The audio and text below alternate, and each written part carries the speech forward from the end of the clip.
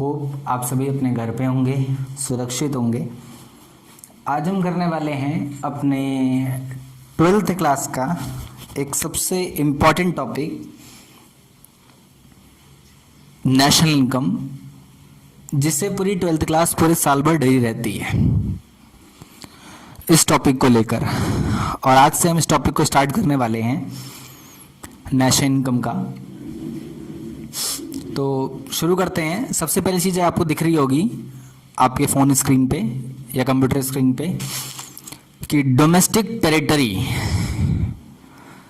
It means the political frontiers of a country.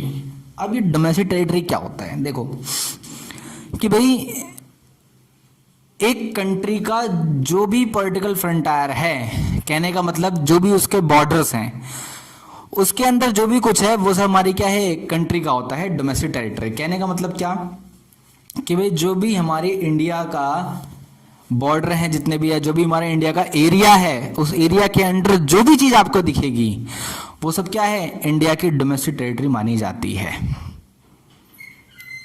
जैसे example अगर मैं लूँ आपको, हमारे इंडिया के अंदर कितने सारे एयरपोर्ट्स हैं, कितने सारे रेलवे स्टेशंस हैं, कितने सारे ऑफिसेज हैं, कितने सारे बिल्डिंग्स हैं, कितना कुछ है, स्कूल्स, हॉस्पिटल, तो वो सब क्या है, डोमेस्टिक टेरिटरी तो है कि वो इंडिया की चीज़ है भाई, इंडिया की डोमेस्टिक टेरिटरी कही जाएगी वो। अगर आप नीचे पढ़ते एक लाइन और लिखी है मैंने ब्रैकेट के अंदर, इन और आउटसाइड द कंट्री। ये तो हमने अभी खाली इन के बारे में पढ़ा कि भाई जो भी अंदर इंडिया के, वो इंडिया की डोमेस्टिक टेरिटरी कहलाई जाएगी। और आउटसाइड द कंट्री भी इंडिया की जो चीज है वो इंडिया की डोमेस्टिक टेरिटरी कहलाई जाएगी। मतलब कहने का क्या कि भाई मान लो इंडियन एम्बेसी किसी फॉरेन कंट्री के अंदर है। फॉरेन कंट्री कहने का मतलब क्या कि मान लो अमेरिका के अंदर एक इंडियन एम्बेसी आपको दिख गई, तो अमेरिका के अंदर अगर इंडियन एम्बेसी आपको दिख रही है तो वो इंडिया की डोमेस्टिक टेरिटरी कही जाएगी, ना कि अमेरिका की। तो वो इंडिया की क्या है, डोमेस्टिक टेरिटरी, बिकॉज उस पर इंडिया का राइट है, वो इंडिया की है। आपको बैंक्स दिखे इंडियन, तो समझ जाना कि वो डोमेस्टिक टेरिटरी कहलाई जाएगी, वो इंडिया की क्या है, डोमेस्टिक टेरिटरी है।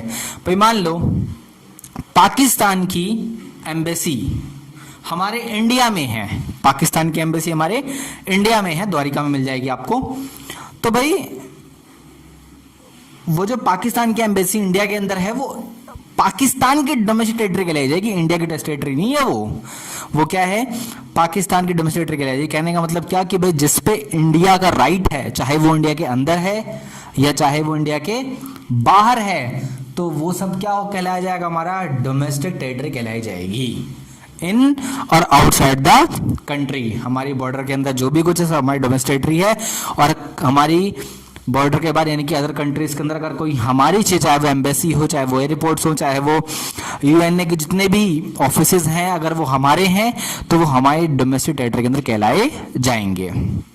आगे आपको दिख रहा है नॉर्मल रेसिडेंट। अब ये क्या होता है, लिखा है it's refers to an individual और an institution who ordinary resides in a country for a period more than 1 year and where center of economy interest lies in that country। अब भाई ये क्या है, नॉर्मल रेजिडेंट, जैसे कि भाई हम लोग, मैं, आप, कि भाई कोई एक बंदा किसी एक कंट्री के अंदर कई सालों से अगर रह रहा है, उसका खाना पीना, रहना, सोना, नहाना, सब कुछ करना, जो भी काम करता है, यानी कि सेविंग से लेके इन्वेस्टमेंट तक, अगर वो किसी एक कंट्री के अंदर कर रहा है काफी टाइम से, तो वो उस कंट्री का नॉर्मल रेजिडेंट कहा जाएगा। जैसे आप, जैसे मैं, हम अपने इच्छा के लिए कमाते हैं और अपनी सारी सेविंग्स यहीं पे खर्च करते, यहीं पे खाते, सब कुछ यहीं कमाना, यहीं खाना, यहीं सब कुछ करना है, तो हम लोग क्या है, इंडिया के नॉर्मल रेजिडेंट कहलाए जाएंगे। तो डोमेस्टिक टेरिटरी और नॉर्मल रेजिडेंट हमारा हो चुका है। आगे बढ़ते हैं अगले टॉपिक पे। अगला जो है हमारा वो है सिटीजन, सिटीजनशिप। भाई आप कैसे कहोगे कि भाई आप इंडिया के सिटीजन हो, तो मेन वो दो चीजों पर डिपेंड है। पहला आपको दिख रहा होगा on the place of birth, on the place of birth मतलब क्या कि भाई अगर आपने इंडिया में जन्म लिया है तो आप इंडिया के सिटीजन कहलाए जाओगे। Second, by some legal provisions, इसका क्या मतलब है, आपका कोई लीगल प्रूफ होना चाहिए, लीगल एविडेंस आपका अगर इंडिया का है तो आप इंडिया के रेजिडेंट माने जाओगे। लीगल क्या, जैसे कि भाई आपका बर्थ सर्टिफिकेट हो गया, या आपकी जो स्कूल की मार्कशीट वगैरह हो गई, या आधार कार्ड, वोटर आईडी कार्ड, जो भी कुछ है, इसे लीगल डॉक्यूमेंट हम लोग कहते हैं। अगर आपका ऐसा कुछ है तो आप इंडिया सिटीजन कहलाओ। जैसे अमेरिका के अंदर आपने सुना होगा ग्रीन कार्ड जिसके पास है वो अमेरिका सिटीजनशिप कहलाया जाता है। तो ठीक है, ऐसे इस प्रकार से इंडिया में अगर आपने बर्थ ले रखा है या आपका कोई लीगल प्रोविजन है आपके पास तो आप उस कंट्री के सिटीजन कहलाए जाओगे। अच्छा, आगे बढ़ते हैं, ध्यान देना, इंपॉर्टेंट है सब कुछ आगे चल के। फैक्टर इनकम और ट्रांसफर इनकम, ये दो इनकम्स है हमारी नेशनल इनकम में। पहली क्या है हमारी, फैक्टर इनकम। भाई फैक्टर इनकम वो इनकम होती है जो मेहनत करके पैसा कमाता है आदमी।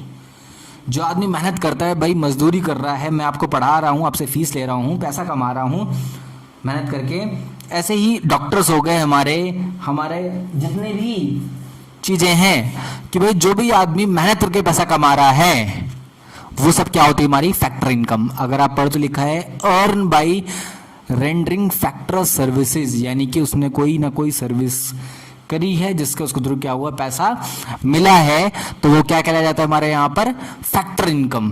और फैक्टर इनकम को नेशनल इनकम के अंदर इंक्लूड किया जाता है, जो कि सेकंड पॉइंट आपको दिख रहा होगा, including in national income. Factor income को हम लोग नेशनल इनकम के अंदर इंक्लूड करते हैं। आगे बढ़ते हैं, इसके एग्जाम्पल कुछ हमारे वेजेस एंड सैलरी आपको दिख गया होगा। आगे ट्रांसफर इनकम क्या होती है, ट्रांसफर इनकम वो होती है जो बिना मेहनत के पैसा मिल जाता है। जो पैसा बिना मेहनत के अगर पैसा आ रहा है कहीं से भी तो वो क्या है, आपकी ट्रांसफर इनकम है। और ट्रांसफर इनकम को कभी भी नेशनल इनकम के अंदर कैलकुलेट नहीं करते हैं। जैसे आपको स्कॉलरशिप मिल गई, आपकी लॉटरी निकल गई, पैसे पड़े हुए मिल गए आपके पास, जो भी कुछ है वो सब क्या हमारे यहाँ पर ट्रांसफर इनकम कहलाया जाएगा। आगे बढ़ते हैं अगले टॉपिक के साथ। आगे है हमारा फाइनल गुड और इंटरमीडिएट गुड। फाइनल गुड्स और इंटरमीडिएट गुड्स। अब ये फाइनल गुड्स इंटरमीडिएट गुड्स होते क्या हैं, तो देखो कोई भी चीज़ अगर होगी आप कैसे पहचानोगे कि भाई ये फाइनल गुड्स है या ये इंटरमीडिएट गुड्स है, तो आप पहचानोगे उसके नेचर से।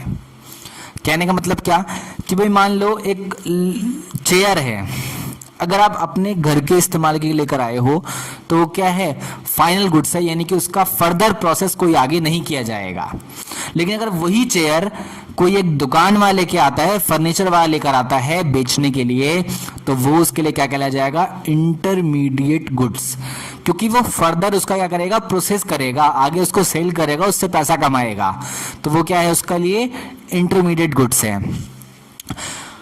तो अगर आप पढ़ो फाइनल गुड्स में लिखा क्या है, used for final consumption. Final goods वो होते हैं जो लास्ट कंजप्शन है, कि यानी कि इसके बाद कोई इसका इस्तेमाल नहीं हो सकता, तो वो क्या है, फाइनल गुड्स है।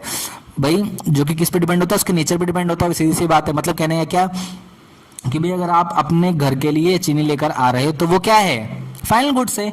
लेकिन एक बेकरी वाला अगर चीनी लेकर आ रहा है तो उसके लिए क्या है, वो इंटरमीडिएट गुड्स है। बिकॉज जो शुगर को वो अपना केक के अंदर इस्तेमाल करेगा और उसको मार्केट में बेच के पैसा कमाएगा, क्योंकि उसका फर्दर आगे प्रोसेस हो रहा है। फाइनल गुड्स का आगे फर्दर हमारा प्रोसेस नहीं हो सकता, और इंटरमीडिएट गुड्स का फर्दर हमारा प्रोसेस होता है। एक छोटी सी लिंक इसमें क्या आती है, ऑब्जेक्शन आता है। ऑब्जेक्शन क्या आता है इसके अंदर, अगर आप पढ़ो लास्ट लाइन इंटरमीडिएट गुड्स के अंदर लिखा है क्या है, used in the same year और else counted as a final goods. भाई अगर आपने जो सामान इंटरमीडिएट गुड्स जो भी आप लेकर आए हो, जिस साल लेकर आए उस साल आपको उसको पूरा यूज कर लेना। अगर आपने यूज नहीं किया तो वो फाइनल गुड्स में ट्रांसफर हो जाएगा। भाई मान लो एक फर्नीचर वाला 10 फर्नीचर लेकर आया, उसमें से उसने क्या करे, 7 फर्नीचरों को मार्केट के अंदर बेच दिया। 3 फर्नीचर वो जिस साल फर्नीचर लेकर था उस साल पूरे साल बेच नहीं पाया, वो 3 फर्नीचर उसके अगले साल के लिए बच गए। जब वो 3 फर्नीचर अगले साल के लिए बच गए तो हम उसको अपने आप ही कहाँ काउंट हो जाएगा, हमारा फाइनल गुड्स में काउंट हो जाएगा। नीचे वाले लाइन पर तो लिखा है national income include only final goods. National income के खाली में फाइनल गुड्स इंक्लूड करे जाते हैं अगर उस कंपनी वाले के, उस दुकान वाले के 7 बिक गए, 3 अगर बच गए, तो जो 3 बचे हैं वो अपने आप ऑटोमेटिकली फाइनल गुड्स में ट्रांसफर हो जाएंगे। तो अभी के लिए इतना ही, आगे बढ़ेंगे अगली वीडियो में एक नए टॉपिक के साथ।